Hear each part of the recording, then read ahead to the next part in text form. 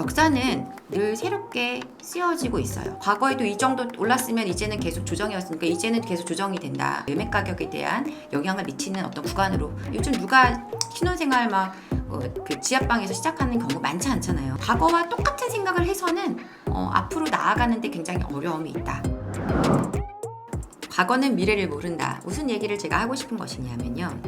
지금 이제 많은 분들이 우리 부동산 시장에 대한 어떤 전망이나 이런 것들을 하실 때 과거의 어떤 시점들과 연동해서 많이 얘기를 하시거든요. 그래서 그때 이랬었었고 지금도 이렇다. 예를 들어 그때가 뭐 어느 정도까지 빠졌었기 때문에 이렇다. 이런 얘기를 되게 많이 하시잖아요.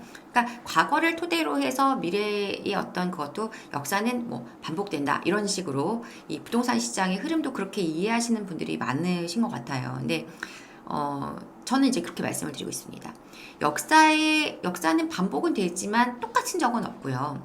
이 부동산 시장도 마찬가지라고 봅니다. 그러니까 어떤 부분에서의 비슷한 유사한 어떤 요소들은 나올 수 있지만 모든 상황이 다 똑같이 맞아 떨어져야만 똑같은 결과치가 나오겠죠. 근데 그렇지 않다라는 거예요. 이거는 지금 여러분들은 잘 안 보이실 수 있는데 부동산 투자의 패러다임이 바뀌고 있다. 아파트를 구매하거나 이사를 통해서 시세 차익을 누리던 시절은 옛말이 됐다. 이거 언제 기사냐면요. 2012년도의 기사입니다.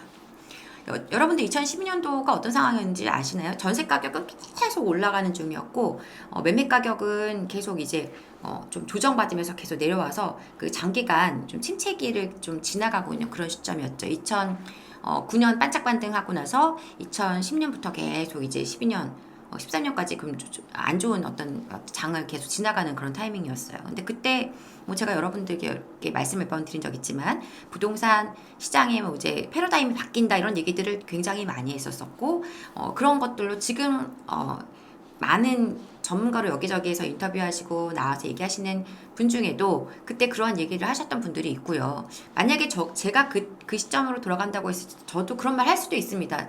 저도 당연히 틀릴 수 있으니까요. 근데 그때는 그랬어요. 왜냐하면 가격이 계속 침체하고 있었고 이제 지금 여기에는 내용이 없지만 어떤 얘기가 있냐면요. 과거에 IMF 때도 조정기가 잠깐 반짝하고 나서 빠르게 회복을 했다.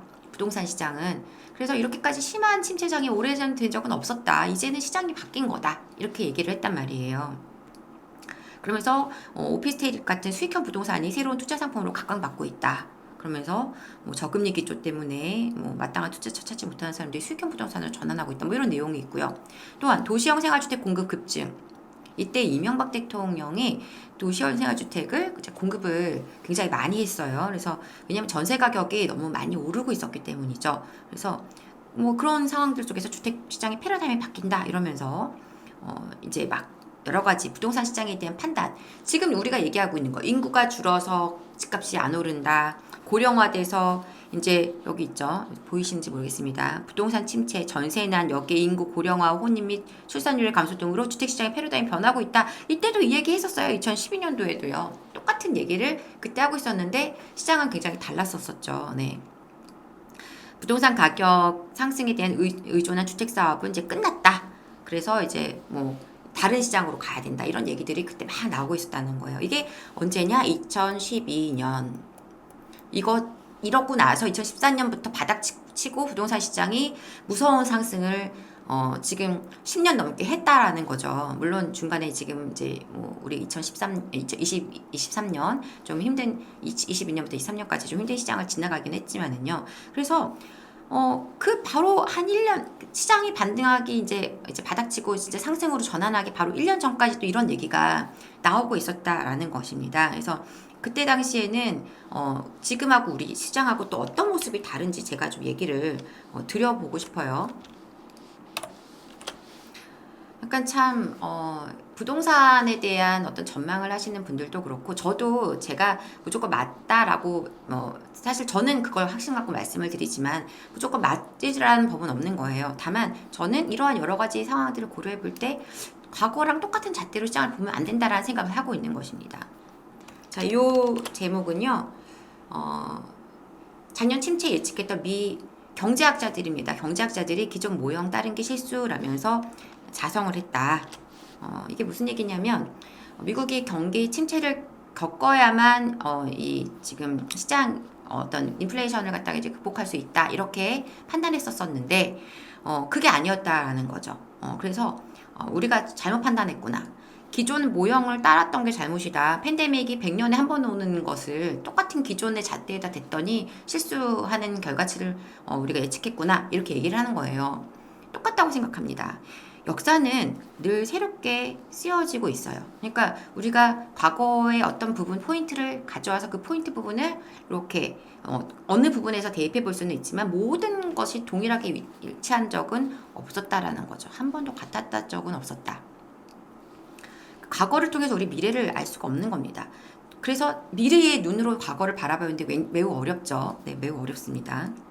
그래서 다만 여러 가지 가격을 움직이는 요소들을 결합을 해서 미래를 전망해 보는 것입니다. 그렇게 하는 것이고, 제가 여러분들께 많이 말씀드리는 이 가격 그리고 시장을 움직이는 요소들 중에서 제 가장 중요한 것이 유동성과 그리고 공급, 수급이라는 말씀을 드렸어요. 그 얘기를 많이 수요와 공급. 근데 지금 이거보다는 이게 굉장히 아주 문제가 되는 그런 상황에 놓여 있다. 이렇게 이 얘기는 드려보고 싶고, 제가 이제 표를 한번 만들어서 가져온 것인데요. 보세요. 2010년 이후의 침체기와 현재의 상황이 어떻게 많이 다른지. 여러분들께 항목별로 따로따로는 많이 말씀을 드렸던 부분이긴 하지만 이렇게 한 화면에서 놓고 보여드린 적은 없는 것 같아요. 일단 금리는 2010년 이후 계속 꾸준하게 인상을 했어요. 그죠? 우리 부동산 시장에. 그래서 그게 영향을 미친 부분이 분명히 있을 겁니다. 지금 우리는 뭐예요? 금리가 정점을 찍고 인하 대기 중. 네, 이렇게 썼습니다. 인하를 기다리고 있는 중이다. 적어도 2024년 하반기 정도에는 제가 볼 때 한 차례는 조금 인하하지 않을까 이렇게 생각을 합니다. 보수적으로 봤을 때요. 전세 가격과 전세 가율. 전세는 둘 다 상승했었어요. 지금이나 그때나. 근데 전세 가율은 그때는 최저점에서 올라가는 중이었고 지금은 전세 가율이 상당히 높은 시점에서 움직이고 있다. 근데 이거에서 또 다시 올라가는 중이죠. 네, 그죠? 이건 저 바닥에서 찍고 올라오는 중이고요. 그러니까 차이가 많이 있는 거죠. 공급. 자, 그 당시에는 누적 공급량이 있었습니다. 그 시점에 2018년, 2008, 9, 10 그쯤에는 실제적으로 공급량 자체가 많지는 않았지만 그 앞에서 쌓여있던 물량들이 있었어요.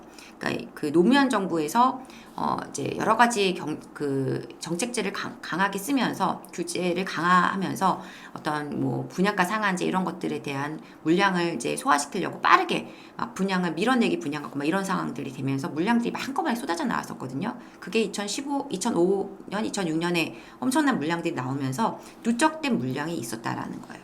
거기다가 대기 입주 물량도 존재했었습니다. 그래서 이제 그 이기 신도시 중에서 광교라든가 이런 지역들 물량들이 대기 중이었고 그런 것들을 이제 관심 갖고 지켜보던 사람들이 청약하고 이러는 어떤 시기를 같이 겹쳐져 있는 상황이었고요. 자, 지금은요 누적 공급량이 너무 없죠. 이거 여러 번 말씀드렸던 부분이니까 공급이 지금 여러 가지로 입주 물량, 착공 물량 다 부족입니다. 대기 입주 물량 극히 부족합니다. 없습니다. 그러니까 완전히 여기서부터 또 시장이 굉장히 갈려질 수밖에 없는 환경에 놓여 있는 것이죠.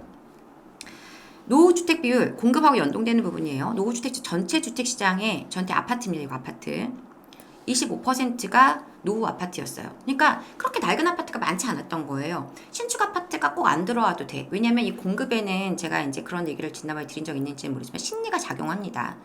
새 아파트를 나는 살고 싶은데 이런 심리가 작용할 때 이 신축 아파트들에 대한 수요가 많이 중요해지는 것이죠. 그래서 어떤 신규 주택 공급이 또 중요한 부분이 있는데 그때는 전체 주택의 25%만이 노후 20년 넘어가는 노후 아파트였었어요. 그러니까 그렇게 낡은 아파트가 많지 않다 보니까 내가 자금적으로 좀 부족하다면 가뜩이나 세계적인 시장 상황이면 안 좋은데 대외적인 변수들이 많은 상황 속에서 무리하게 집 살 필요 있어?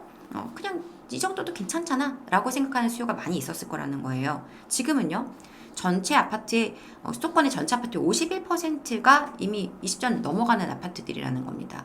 그러니까 여기서도 차이가 많이 날 수밖에 없는 거죠. 지금은 사람들이 예전보다 또 훨씬 더 새 아파트에 대한 욕구가 강합니다. 왜냐하면 점점 삶의 질에 대한, 그러니까 주거의 질에 대한 욕구가 강해지고 있기 때문에 더 강해지고 있어요. 근데 거기에서도 또 차이가 나는 겁니다. B아파트 한번 볼까요? 지금 전세 가격은 올라가는데 집은 부족하고 또 노후 아파트는 자꾸 늘어가요. 그러면 아파트가 아닌 대체주택으로 갈 수 있는 오피스텔이라도 좀 공급이 좀 되면 좋을 텐데 오피스텔 도시형 생활주택 이때는 공급을 많이 했어요. 아까 제가 보여드린 것처럼 이명박 정부에서 도시형 생활주택이라는 것을 이제 공급을 했단 말이에요. 그래서 뭐 여러 가지 주차 요건 이런 것 안 따라주더라도 소형주택으로 이 전세난을 좀 조정할 수 있는 물건을 대량으로 공급했었던 시기였었습니다. 근데 지금 오피스텔 도생 다세대들이 굉장히 부족한 상황. 이렇게 되기 때문에 지금하고 그때랑은 너무나 다른 환경이라는 것이죠. 그리고 정책적으로 그때는 굉장히 냉온탕을 왔다 갔다 뭐 어디에다 초점을 맞춰야 될지 모르는 어떤 그런 환경이었다면 지금은 정책의 방향이 비교적 명확하다. 네, 이렇게 말씀을 드릴 수가 있습니다. 이렇기 때문에 그때 2010년, 9년 얘기하시는 분들하고는 저는 좀 얘기를 하고 싶지 않아요. 그러니까 왜냐면 이렇게 많이 다른데 어떻게 같은 선상으로 놓고 그때가 가격이 떨어졌으니까 떨어진다고 얘기할 수 있느냐. 과거에도 이 정도 올랐으면 이제는 계속 조정이었으니까 이제는 계속 조정이 된다. 어떻게 그렇게 얘기할 수가 있겠습니까? 우리가 똑같은 시장을 만나지 않았기 때문에 불가능하다는 거예요. 뭐 그래프를 몇 개 준비를 했는데요. 기준금리입니다. 기준금리. 이때부터 지금 2010년도부터 우리나라 금리는 올라갔고요. 지금 우리는 이제 여기에 있는 것이죠. 그래서 이때부터는 이제 내려갈 일이 남아 있는 거죠. 이게 얼마나 많이 내려가느냐보다 지금에서 내려간다는 게 중요한 거고요. 지금에서 더 이상 오르지 않고 이 상황에서 우리는 조금 편안한 어떤 그 여건들이 만들어진다라는 게 중요한 것입니다. 그리고 여기 또 하나 보실 게 있어요. 여러분들이 이제 요걸 보세요. 한국과 미국의 그 금리 격차가 과거에 비해서 가장 많았다 해서 여러분들 기억하시는지 모르겠지만 이제 그 하는 총재가 그 금리를 계속 동결할 때 굉장히 말이 많았었습니다. 미국은 계속 금리를 올리는데 문제가 되는 거 아니냐. 이렇게 금리 격차가 벌어지면 큰일 난다 했었단 말이죠. 근데 이찬희 총재가 굉장히 대범하게 쭉 이걸 밀고 나갔어요. 밀고 나갔는데 저는 그래서 이찬희 총재가 굉장히 잘하고 있다 생각을 하는데요. 지금 보세요. 결국 미국이 이제 금리 인하 수준으로 가게 됐고 우리는 이걸 견고하게 잘 버텨서 굉장히 안정적으로 금리 상황을 만들어놨다라고 저는 보고 있거든요. 그러니까 이제 이 상황에서도 만약에 과거의 데이터를 보면서 만약에 이찬희 총재가 흔들렸다면 지금 시장이 굉장히 좀 많이 우리가 많이 위험 상황에 놓여 있을 수도 있습니다. 그런데 그렇지 않았기 때문에 굉장히 안정적으로 좀 정책을 운영해 왔던 게 아닌가 저는 이제 그렇게 보고 있는 거예요. 그러니까 과거와 똑같은 생각을 해서는 앞으로 나아가는데 굉장히 어려움이 있다. 그 얘기 좀 드리고 싶었습니다. 자, 그리고 전세를 잠깐 보면은 전세를 좀 보면 그때도 전세 가격은 지금 빨간색이 전세거든요. 그때도 전세가는 2010년에서 2010년부터 해서 계속 올랐었어요. 지금 경기도와 서울을 보여드리고 있는 것이고요. 가격 지수니까 뭐 모든 지역이 동일한 것은 아닙니다만 평균치상으로 그렇다는 거죠. 근데 지금은 전세가 역시 오르고 있어요. 역시 오르고 있지만 전세 가율에서 차이가 납니다. 이렇게. 뭐 여러 번 보여드렸던 데이터니까 길게 설명은 안 되겠습니다. 여기 지금 빨간 주황색이 서울이고 그 다음에 노란색이 경기도 그리고 파란색이 인천입니다. 인천은 예전에도 전세가율이 좀 높았던 편에 속했고요. 지금도 굉장히 높죠. 근데 어쨌든 간에 지금 50% 선을 지지하면서 올라가주는 모습이라는 거예요. 더 올라가겠죠. 지금 전세는 올라가고 있는 중인데 매가는 지금 약간 멈춰 있죠. 이거 더 올라갈 수밖에 없습니다. 전세가율은 굉장히 중요합니다. 왜냐면은 과거에 이렇게 낮았던 시점에서의 전세가율은 사실은 매가를 갖다 압박하는 데 제한이 있지만 여기서 더 많이 올라가주는 상황이 된다면 매매 가격에 대한 영향을 미치는 어떤 구간으로 갈 수가 있게 되는 것이죠. 그래서 전세가 움직이는 것은 매우 중요한 부분이 있습니다. 자, 공급도 잠깐 짧게 보겠습니다. 착공. 수도권과 비수도권, 지금 수도권은 진한색이고 비수도권은 약간 이제 더 연한 그 녹색인데요. 다 지금 안 좋아요. 굉장히 안 좋죠. 네. 공급이 착공 물량이 굉장히 부족하다. 착공 물량이 부족하다는 얘기는 앞으로 한 2, 3년 뒤에 입주 물량이 굉장히 부족하다는 얘기가 됩니다. 준공 물량도 현 시점에서도 부족하지만요. 그리고 거기다가 인허가입니다. 이거는 인허가 물량도 지금 보시면은 수도권 사상 최대치로 적습니다. 지금 요 파란색 선은요, 장기 평균선이에요. 그러니까 이게 의미가 있는 건 아니고 수요와 공급 대비했을 때를 보셔도 굉장히 부족하고요. 어쨌든 간에 지금 서울 수도권 같은 경우는 공급에 앞으로 굉장히 극심한 공급 부족의 어떤 상황으로 갈 수밖에 없습니다. 그래서 강조해도 부족하지 않고요. 그러니까 어떤 분들은 그렇게 얘기할 수 있을 것 같아요. 뭐 지금 주택 보급률이 어쩌고저쩌고 얘기할 수 있는데 주택 보급률 지금 서울 수도권은 100% 아닙니다. 그리고 여러분들이 여기 주택 보급률에 들어가는 그 주택이라는 것은 그냥 일반적인 주택, 막 지하에 있는 집들, 막 이런 것까지 다 포함한 거예요. 그러니까 지금은 그 시대가 아니지 않습니까? 요즘 누가 신혼생활 막 그 지하방에서 시작하는 경우 많지 않잖아요. 거의 어디 통계 제가 뭐 과거에 말씀을 한번 방송에 드린 적이 있는데 신혼부부의 50% 이상이 첫 집으로 아파트 선택한다는 거 얘기 한번 제가 드린 적이 있었던 것 같은데요. 지금은 그런 시대란 말이에요. 그러니까 사람들이 이제는 빌라에 거주하지 않으려고 합니다. 그러니까 이제 약간 주거지 정말 어쩔 수 없이 또는 나 혼자 1인 가구들은 그런 주택을 선택할 수도 있겠지만 선호도가 낮은 물건들까지 낮은 주택들까지 타 주택 어떤 그 주택수에 다 포함해서 지금 보면 안 된다는 거죠. 그래서 공실 같이 봐야 되는 것이고요. 그래서 지금은 공급 문제는 굉장히 심각한 상황이라는 점을 한 번 더 강조를 드리고요. 이게 우리 시장에 중요한 변수로 작용할 겁니다. 비아파트 부분에서도 지금 입주 물량 굉장히 적고 인허가 물량 지금 최악의 상황으로 가고 있죠. 안 짓죠. 건설사들이 갖고 있는 아파트도 잘 안 되는데 오피스텔 힘들죠. 그래서 이런 상황이기 때문에 전세난은 앞으로 더 심화될 수밖에 없는 환경에 있다. 이렇게 얘기 드리고 싶어요. 네.